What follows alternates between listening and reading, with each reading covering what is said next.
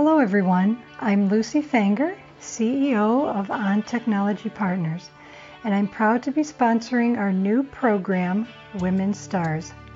In each episode, we will spotlight an amazing woman and the struggles and triumphs that she has faced. Then we will reflect and share her insights. Our goal is to engage, entertain, and explore the women STaRs in our world today. I hope you enjoy. I want to thank you all for listening today. My name is Shanti Harkness, and I'm the Media Manager for On Technology Partners, a women-owned company addressing cybersecurity and risk. We're very excited today because we're celebrating our podcast's 1-year anniversary. We started this podcast last year with our flagship episode in celebration of American Businesswomen's Day. In celebration of American Businesswomen's Day, we're speaking with the brains behind the Women STaRs podcast and the founder of On Technology Partners, Lucy Fanger. Lucy is a practical and compassionate woman. She started her career as a registered nurse at the Cleveland Clinic. Not being satisfied that she was helping people the way that she wanted to help them, she got together with her husband and in 1994 started On Technology Partners. Now she could do things her way. Lucy believed that clients should come first, and now she could focus on doing just that. Lucy is on the board of WIN, Women in Networking, and she co-runs CREW, Cleveland Roundtable of Entrepreneurial Women, with Gina D'Alessandro. This allows her to support women, which is another one of her passions. Currently, Lucy is working with her husband on I4Ever, a way to include women in STEM by involving them in the process of sending our DNA and our life stories into space. The goal is to have women be part of building the technology to accomplish this mission. If Lucy could leave this world with one thought, it would be family first. Lucy, I'm so excited to get to speak with you today. Thank you for taking the time for this interview. Thank you, Shanti. No, I'm excited to be here. This is all one whole circle come around in a year, so this is very exciting. It is very exciting. So before we begin, why don't you tell us something that others may not know about you or something exciting about yourself? So something that a lot of people don't know is that, well, one, half of my background is Hungarian on my dad's side. And so when we were kids, I'm thinking I was probably about 10 or so, we took Hungarian lessons on Sundays right after church. So we'd go to church and we'd drive over to, it was actually another church, St. Margaret's of Hungary, which I believe doesn't exist anymore. But we went over there and we took Hungarian lessons. So when I was young, I learned some Hungarian words. I cannot speak it. If somebody talks to me, I still don't know what they're talking about, but I do know some Hungarian words. And that was a fun thing for the family, and we did it all together. And I never forget those days. Oh, that's wonderful. And great that you did it as a family. Yeah. That was part of what I enjoyed, is we all kind of did it together and bonded over learning the Hungarian language.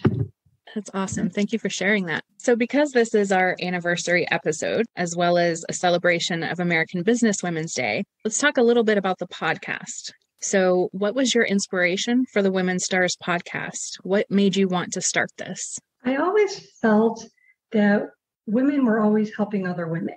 And so I knew that there had to be a way we could do more, help each other more. And, giving of ourselves was always a big piece of how women seem to help women. And so in this podcast, I felt that it allowed women to be more vulnerable of themselves and giving that over to other women and helping other women realize that, there's another woman out there who is similar to me, maybe going through the same problems or issues. And in this way, it can help other women feel that they're not alone and somebody else is going through it. They succeeded. I can do the same thing. So the podcast really does make that possible for these women. That's great. And I know from my experience of interviewing all of these women, there tends to be a lot of common threads between all of them. And a lot of women sharing similar experiences that they're going through from one episode to another. And yes, some of the experiences are different, especially, some of the personal experiences, but a lot of the professional struggles that the women have shared have been similar, I think, to a lot of what some of the other women have shared. And so it just really goes back to, empowering each other and letting each other know that you're not alone. There's somebody else. There's many other women going through this exact same thing in their circumstances. And, I feel like as women, it's very easy for us to feel like we're all alone and nobody else is struggling with what we're struggling with. And I think this podcast has been a wonderful reminder to all of us that we're not alone and there's plenty of people going through the same exact thing that you are. And it's just, it's a great support. Yes. And you're absolutely right. And that was a whole premises for putting the women stars out there, that one, we are stars and we can shine, even making it through those struggles, because that just shows how strong we are as women. So Lucy, the Women STaRs podcast is listened to by people all over the world. We have listeners in North and South America, Europe, Asia, Oceania. What kind of an impact do you hope that the Women STaRs podcast has had on its listeners? And what do you hope the impact will be moving forward? So I do believe that no matter where you come from or where you are, so those other countries, other continents, here in the US, you really, as we talked before, you're not alone. So sometimes, absolutely, we feel like we're the only ones going through this. No one else can understand. But I do believe maybe that other person is even in another country. And this podcast can help bring those people together. I feel very deeply that, if you're listening to a podcast and you feel like, hey, I can really connect with that person who's getting interviewed. I went through the same thing. Even if it's just reaching out to say, hey, I understand. Or if you go as far as, hey, maybe I want to reach out to that star and ask for some help or advice. We're all here to do that and offer it. And that's the impact that I'm hoping Women STaRs podcast has, is that we don't just stay in our own bubble. We hear these stories, we hear these triumphs, and we can reach out to these women and remain this strong Women STaRs group that we have and let it grow. And make sure we are there to support, because I do believe women support women and we want to help each other succeed. Excellent. And it is a great support network. So I think it's just a great reminder that you shared that's reminding us to take advantage of that. I mean, that's why this podcast is here, to help support and empower other women. Well, we know that triumphs don't come without their struggles, right? So talk to us a little bit about what some of your biggest struggles have been. This can be either professionally or personally. And talk to us about how you were able to get through that struggle and what kind of an impact that it's had on your life or career. So one major impact in my life that affected career and personal began in December of 2015. And my mom had passed away in May of 2015. And of course, I was, still grieving from that. It had been 7 months, but still, my mom and I were close. We shared a name, and I think that was a bond that brought us even closer together. But in December of 2015, it all started when my family and I have 2 boys and my husband, Ken, simply watching a movie one night, I fell asleep on the couch, too tired, working too long. And I woke up, my husband and the boys had gone upstairs already. And I said, well, I'm going to make my way upstairs. Well, when I stood up off the couch, that's really when my world changed. The room was starting to spin. I couldn't stand up. I had no balance. I was falling over. And I simply was trying to make my way upstairs to bed. So I tried taking step after step, holding onto the bookcase, holding onto the walls. I made it to the stairs and realized I could not climb my way up the stairs. So in shouting upstairs, my husband came down to find me crawling up the stairs as the world just kept spinning. When I finally did get up into bed, that's when the nausea and vomiting hit. And so I grabbed that garbage can next to my bed and the nausea and vomiting continued. Sadly, the vertigo, the spinning world, the nausea and vomiting lasted all night long. And it wasn't until it started around 11 p.m. By 6 a.m., I was finally at a place that had subsided enough I could finally fall asleep. Well, that lasted a couple hours. And so upon waking at 8 a.m., my husband and I go off to the urgent care. I'm trying to figure out what's happening. Never happened to me before. And through different diagnoses and everything, it came back that I had Meniere's disease, which is an inner ear disorder, causes balance problems, vertigo, also hearing loss, ringing in the ears, and a whole lot of other symptoms. So realizing I put a name to it was like, okay, this is good. I know what it is. Talking to the doctor, what do we got to do to fix this? Well, that's when a big struggle came up because there is no cure. They don't know why it happens.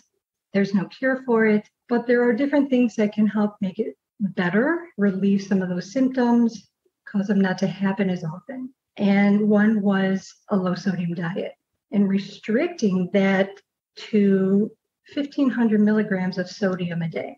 And if anybody starts looking at how much sodium is in different products, there is a lot. And I learned just how much sodium is in every kind of different product. You may not think. So for example, milk, it does have sodium in it. So there was a lot of learning curve. Going out to eat almost felt like I would just fail. Going out to restaurants is very heavily salted. There's a lot of sodium in there. And so it was a big struggle for me to change my lifestyle and how I ate and realize I cannot eat the same way I did. And also knowing it's a totally different life for me, that I have to remember that this vertigo can attack at any time and it doesn't give warning. And so it really is a struggle even to today, even though I'm in a better place and have the vertigo under control somewhat. You know, it's hard not to think, well, if I'm going out to the store by myself, what if that vertigo attack happens and I'm standing in the grocery store? So learning that diagnosis of Meniere's was a big struggle, as well as trying to figure out how do I make my new life with all these different symptoms and yet still have a life, not hide in my house because I can't leave because I might have an attack, or we can't go out to eat because I can't find anything to eat. So it was a real struggle learning how to change my life because of that. Wow. I can't even imagine having to go through that kind of experience. And I do empathize a lot with the difficulty with changing your diet, because I have a lot of food allergies and sensitivities. And so I have a similar struggle with, trying to find food that is safe for me to eat, and eating out is almost impossible for that very reason. So I definitely understand that struggle. Do you have any tips or methods that you've used that have helped you to get through these challenging times? Yes. One of them that has to do with the changing of the diet is I try to, when I first started with it, I simply just said, no, I can't eat that. So for example, let's take pizza, which was one of my favorites, pepperoni pizza, which is very high in sodium, especially if you're ordering out, It's very high in sodium. The pizza crust has salt in it, the pizza sauce, cheeses, and definitely pepperoni. everything has salt. And so it was very high in sodium, one of my favorite foods. And so when I first started on this journey, it was like, okay, I just can't have pizza. And so I just told myself it was almost like an all or nothing in my head. And one of the things that I had to change, and this is what's been helpful for me along the way here, is that it doesn't have to be all or nothing. Maybe if I'm in a situation like you go to a party and everybody's like, oh, we're going to order pizza, instead of feeling so defeated that I can't eat, there's nothing I can eat. It might be, okay, I can't eat one whole piece of pizza, but maybe I can have a half a piece. And so changing that mindset to be more positive, I make homemade pizza at home. I make my own pizza crust, my own sauce. I found fresh mozzarella is a lot less sodium than deep pre-shredded. So it was remaining positive and looking at things in a positive way. Instead of saying, oh, look, I can't eat all this sodium, it's more fitting in, how can I make this fit into what I need to do? So even in recipes, and I love looking at different recipes and saying, how can I make this fit into my plan and my life and not just discarding it? So definitely one of the tips I try and do is remain positive and look at it from the positive side and how can that make it successful, not feeling like a failure because I just can't eat it. Yeah, remaining flexible, like you said, is so important, because when we get stuck in that, really rigid mindset, it's so much more stressful and overwhelming than when we allow ourselves to be flexible and to see, okay, how can I make this work, like you said. Yeah. So I'm glad that you mentioned that. Yeah. Oh yes, it definitely made a big change for me when I made that change. Good. So let's take a moment now and focus on your biggest triumph. Can you share what that triumph was and what made it so great for you? So this still is within the Meniere's range. And in 2018, actually, so 2018, so it had been, I got the diagnosis for Meniere's, actually it was June of 2016. This was now June of 2018, so it was 2 years later. However, in June of 2018, my dad passed away. And that was 3 years after my mom. And so I was going through a very stressful period in my life. He passed away in June, actually a day or two after vertigo hit me. And one of the things with Meniere's is that stress affects the symptoms and can exacerbate those symptoms.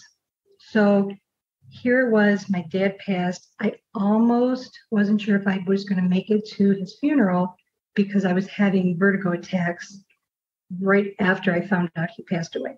Luckily, I did make it to the funeral. That would have just been even more stressful for me. But I did make it to his funeral. And it was probably 3 weeks later that I had gone into the bathroom feeling nauseous and ready to vomit. Went into the bathroom, and then the spinning circled in my head again. The vertigo started, the nausea and vomiting. And I said to myself, gosh, this seems to be happening a lot. And so I had realized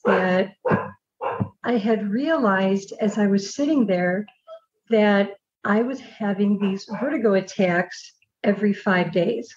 And what made it worse is that the vertigo lasted 1 to 2 days.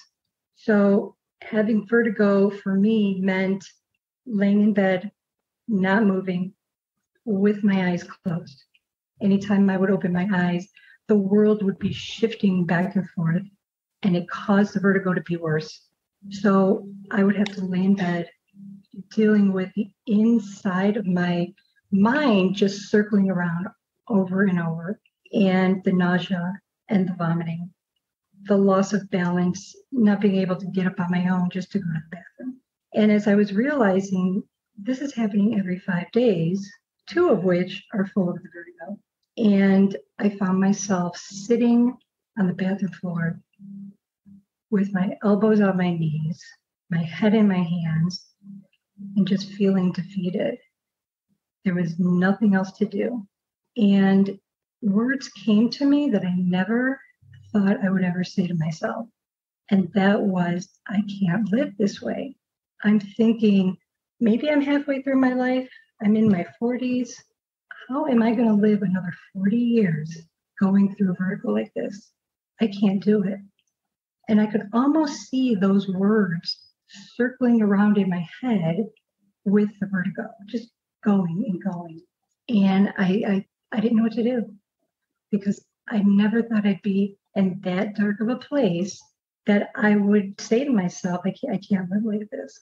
Well, at that moment, Ken, my husband, knocked on the bathroom door, was asking me, "Are you okay?" And I pretty much squeaked out, "No." He came in and, of course, realized I was having a vertigo attack, as he's seen many. And I was telling him how I was feeling. And he said, "Well, we have to get to the doctor. There's got to be something that can be done." In my defeatist place I was in, he said, "No, there's nothing they can do. There's no cure. This is where I'm at." Well, he made an appointment. And a couple days later, we were sitting in the doctor's office. The doctor's on the computer. We're sitting next to him off on the side in front of a window and telling him what happened. And that's when things changed. He said something to me that was, "We have different options."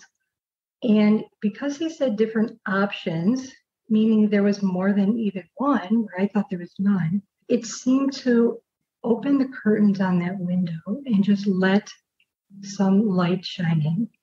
It was that hope that I really felt I didn't have. And so we went through our options and picked one out and started our way. And the thing that kept me here and feeling like, yes, there's hope, is that, okay, if this doesn't work, we have other things we can do. And to this day, that's something that I remember, is that, you know what, if we need to, I can go back. There's other things that we can do. And that having that vertigo every 5 days, and it lasts 2 of those 5, was probably the darkest place I've ever been. But I was able to triumph over that. And one was because I had people like my husband who can come in and say, "Look, we can do something. Let me help you," and go and take me. And then having, a good doctor who's like, "Look, we can do things." There's never a time where it's like, "Sorry, we can't do anything. We'll find a way." And so I feel it's to me, one of my biggest triumphs is that I was able to overcome that, maybe not by myself, but with help. And that's okay. That's what people are there for. Mm-hmm. So that was like my biggest triumph. I got out of that dark hole I was in, and I was able to climb out and be in a much better place and work through with help what I needed help with. Wow. And I'm so glad that you've had that wonderful support system.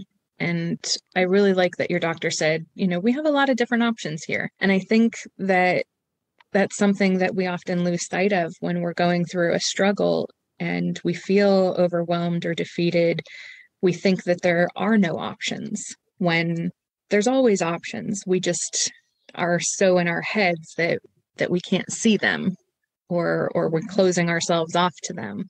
So I think having a great support system like you shared really helps to kind of keep you open to those options and help you through those challenging times so that you can overcome them. Yes, absolutely. Like I said, it was that piece of hope that was just dropped into me that I didn't feel I had. That's great. Thank you for sharing that. So Lucy, as a woman, how would you define success for yourself? And do you have any tips or habits that you use to help you to be successful or to feel successful? For me, I define success as I'm happy with my life. So, and I know that can be kind of very generic, but for me, it really comes down to I'm happy to come home at the end of the day. I'm happy when I get up that the day's going to start, whether it's go to work, I'm happy to go to work, whether it's weekend and we're going somewhere, or if we're going on a trip, whatever the end all goal is, I'm happy to be where I am and doing what I'm doing.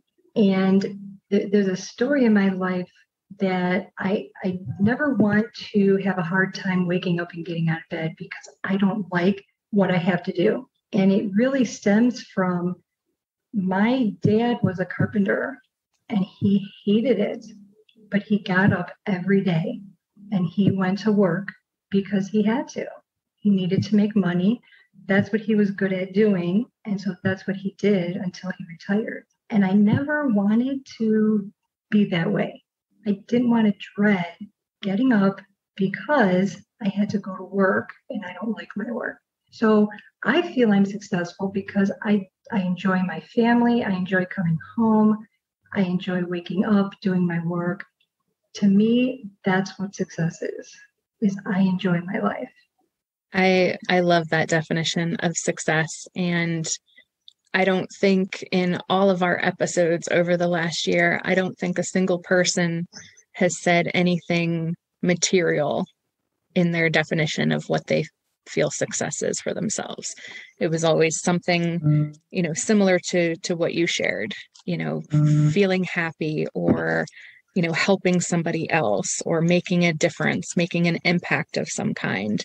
It's never been reaching a certain dollar amount for income or, buying a bigger house or another car or anything like that. It's always been, something more lasting, like feeling happy to wake up in the morning or having a loving family or, making a difference in somebody's life. And so I think it's also a great reminder to all of us that, yeah, material things are nice, but that's not where the happiness is. That's not where the joy is. But it's really, in these relationships and the impact that your life is having.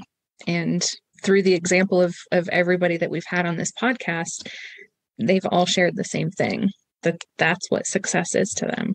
And it's just, I think it's a great reminder. Yes. And I'm so glad to hear when I listen to those podcasts and the women say for success, because I think you're absolutely right. I think a lot of times we get so blinded by what we see on either TV or movies and, that, oh, we got to make more money. Oh, I need to get a second house or lake house or more cars or a bigger house, a mansion.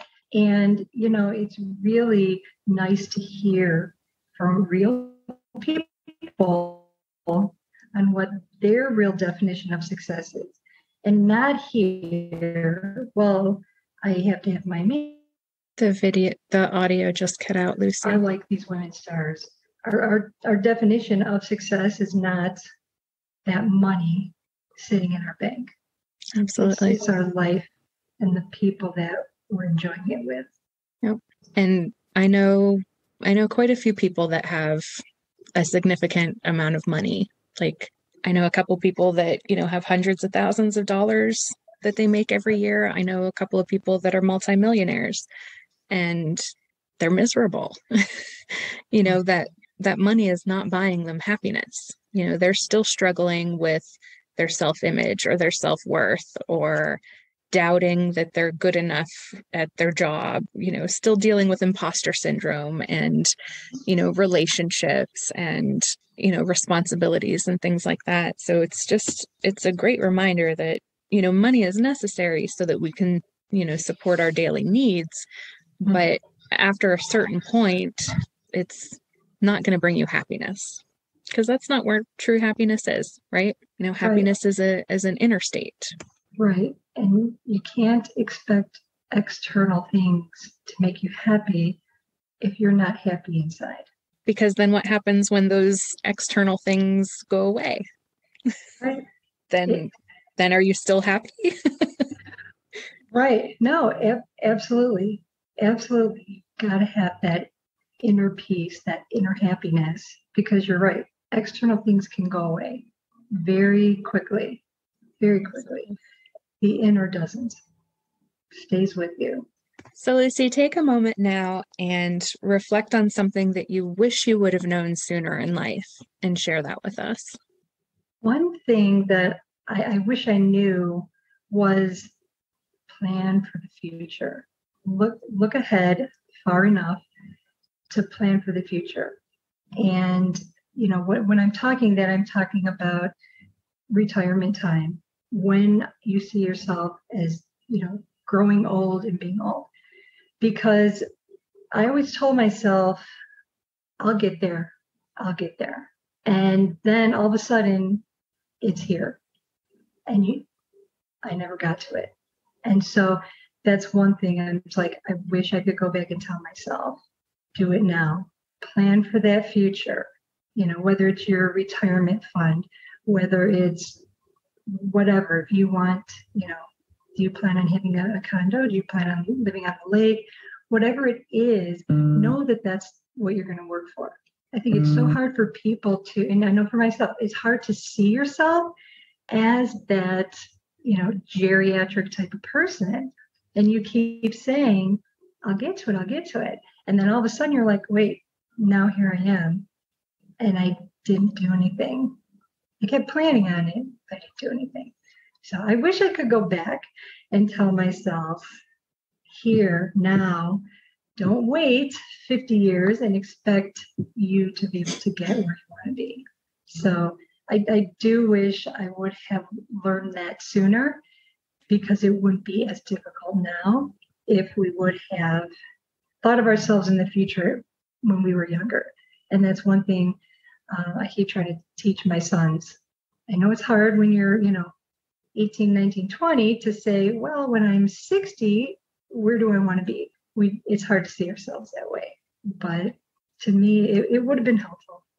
And I'm guilty of doing that very same thing. Mm-hmm. And, it is hard to think of yourself, to think that far ahead, especially, if you've got a lot of things that you're going through, in the present moment. You need to worry about that before before you can even begin to think about, future stuff decades down the road. Exactly. So, Lucy, what advice would you give to young women that are just beginning their careers, or perhaps women that are thinking of changing careers? So one of the things I like to make sure to pass on to people, because I learned this the hard way, and I wish I would have known sooner as well, is reach out to people to help you. You do not have to do it all by yourself. We talked about this earlier. You don't have to do it by yourself.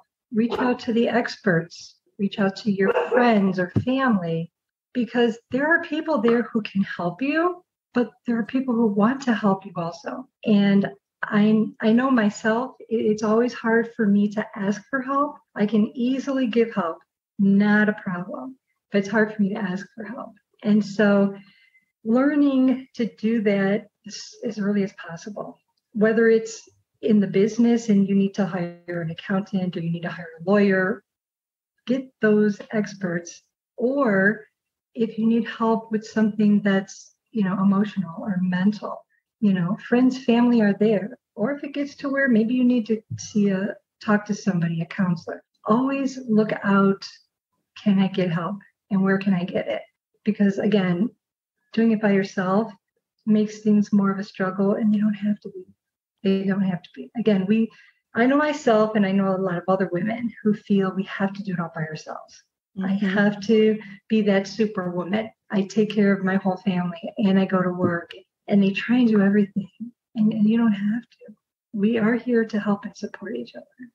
It's an excellent piece of advice and an excellent reminder. And you're right. A lot of us do feel like we have to do everything ourselves. And it's hard to ask for help when you need it. But I think it's a great reminder that it's necessary. And, most people want to help you. Most people will gladly help you because they're aware of that support structure and, how critical and how necessary it is. And so, I think we have to stop looking at asking for help as something negative and looking at it as something that is perfectly normal and acceptable and expected. we shouldn't be trying to do everything all by ourselves, because No. that's how we burn ourselves out, right? Well, exactly. And I think so many times, especially as women, we have to show that we're strong. And we're trying to show we're strong. And part of what we think is that, well, if I'm a strong woman, I can do all this by myself. And not realizing that, you know what, sometimes you're stronger if you ask for help. And that's okay. And I think as women, because we know we do that, I think instead of always putting it on ourselves, like, well, I got to change, I got to learn to ask for help. As women out there, we can turn it around and say, you know what, I'm going to ask you, do you need help? How can I help you?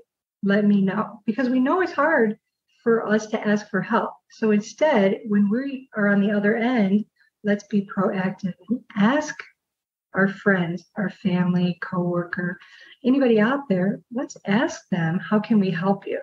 Because we know they're not going to ask for help. Mm-hmm. So let's try and do proactively what we know we ourselves won't do. I love it. And I can confirm for all of our listeners that Lucy really does do this. We have weekly calls for work, and at the end of the call, she's always asking me, what can I do to help you? And so I can confirm that, she walks the talk. She does what she's saying. Oh, thank you. I try. Yeah. So Lucy, if somebody wanted to get in contact with you, how would they get in touch with you? So email and even phone calls are great. Email is lfanger@ontechpartners.com, and always calling the office works as well, which is 216-920-3100. Either one of those are great ways. Excellent. Thank you so much, Lucy. It has been an absolute joy to speak with you for our anniversary edition of the Women STaRs podcast. Thank you again for taking the time for this interview. Well, thank you, Shanti, and everyone listening, and all the listeners for helping us make it a year. I really appreciate it and hope we have another great year ahead of us. On Technology Partners wants to thank you for joining us on this episode of Women STaRs. If you'd like to appear on a future podcast episode, or if you'd like to nominate a woman to be interviewed for Women STaRs, please email stars@ontechpartners.com. My name is Shanti Harkness. Until next time, have a great day. Thank you for joining us on today's journey. Remember, you are all Women STaRs. If you wish to learn more about our Women STaRs program or want to be a guest on our show, contact us at stars@ontechpartners.com. And thank you to On Technology Partners for helping me make this program a reality. Remember, we at On Technology Partners want to help you protect your team from hackers. To learn more about our cybersecurity services, go to ontechnologypartners.com.